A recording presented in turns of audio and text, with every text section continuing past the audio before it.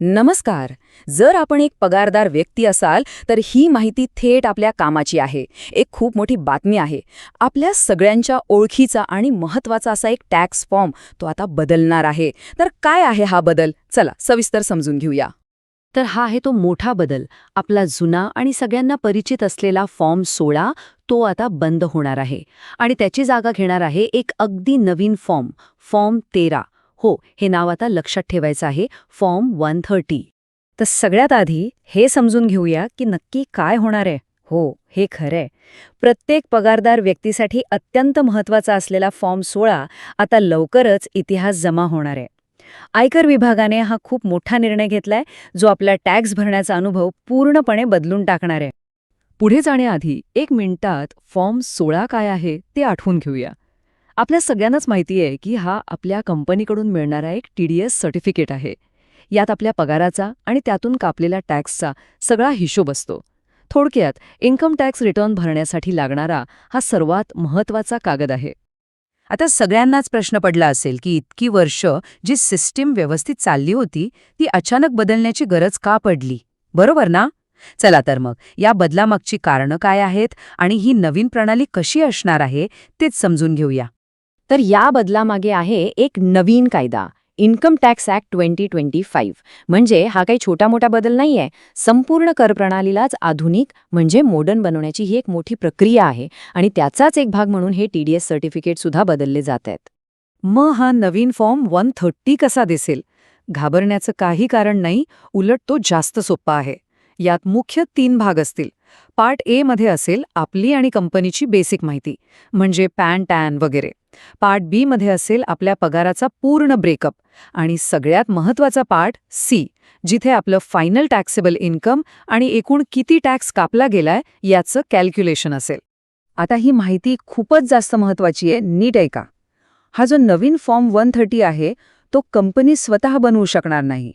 तो फक्त आणि फक्त सरकारच्या ट्रेसेस पोर्टलवरूनच डाउनलोड करावा लागेल. याचा सगळ्यात मोठा फायदा काय? तर मॅन्युअल चुका होण्याची शक्यता जवळजवळ संपून जाईल. सगळं काही सिस्टम जनरेटेड असेल. आणि गंमत म्हणजे फक्त फॉर्म 16चा नाही, तर त्याचे इतर संबंधित फॉर्मसुद्धा बदलत आहेत. म्हणजे बघा, पगाराव्यतिरिक्त इतर कमाईवर जो TDS कापला जायचा त्यासाठी होता फॉर्म 16A, तो आता होईल फॉर्म 31. आपला 26AS आता ओळखला जाईल फॉर्म 16A म्हणून. आणि आपण जे इन्व्हेस्टमेंट डिक्लेरेशन देतो तो फॉर्म 12BB आता फॉर्म 12B4 होईल. बरं, आता येतो सगळ्यात महत्त्वाच्या मुद्द्यावर. हे सगळे बदल नक्की लागू कधीपासून होणार आहेत? या तारखा जरा नीट लक्षात ठेवूया, म्हणजे कोणताही गोंधळ होणार नाही. तर बघा, आपल्याला शेवटचा फॉर्म 16 मिळेल जून 2026 मध्ये आणि पहिला नवीन फॉर्म 1300 आपल्या हातातील जून 2027 मध्ये. याचा सरळ अर्थ असा आहे की ह्या वर्षी आणि पुढच्या वर्षी सुद्धा आपण जो ITR भरणार आहोत त्यासाठी जुना फॉर्म 16च वापरायचा आहे. त्यामुळे आता लगेच काळजी करण्याचं काहीही कारण नाही. चला आता बघूया की या नवीन प्रणालीचा आपल्यासारख्या सामान्य करदात्याला काय फायदा होणार आहे. कारण प्रत्येक बदलाचा उद्देश काहीतरी चांगलं करणं हाच असतो. तर सगळ्यात मोठा फायदा म्हणजे ITR भरणं प्रचंड सोपं होणार आहे. कारण बहुतेक माहिती ही ऑटोफिल्ड असेल, म्हणजे आपोआप भरून येईल.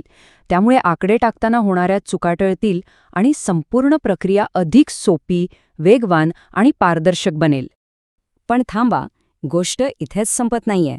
या बदलांसोबतच एक जबरदस्त गुड न्यूज सुद्धा आहे, जी थेट आपल्या पगाराशी आणि बचतीशी संबंधित आहे. ही आहे पहिली खुशखबर. मुलांच्या शिक्षण भत्त्यात म्हणजे चिल्ड्रन्स एज्युकेशन अलाउन्समध्ये प्रचंड वाढ झाली आहे. तो आधीच्या फक्त 100 रुपयांवरून थेट 3000 रुपये प्रति महिना करण्यात आला आहे. हो, अगदी बरोबर ऐकलं, 3000 रुपये.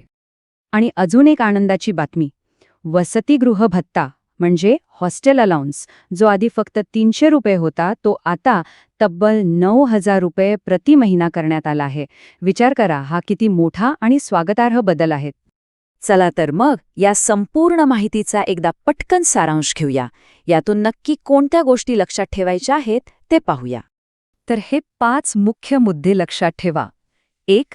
फॉर्म 16च्या जागी आता नवीन फॉर्म 130 येतोय. 2.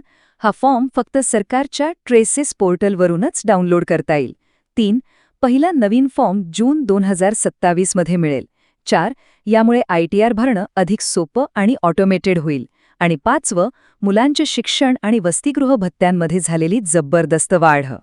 म्हणजेच आता आपण एका सोप्या आणि जास्त पारदर्शक टॅक्स सिस्टीमच्या दिशेने जातोय. तर मग कर भरण्याच्या या नवीन आणि अधिक सुलभ अनुभवासाठी तयार राहायला हवं नाही का?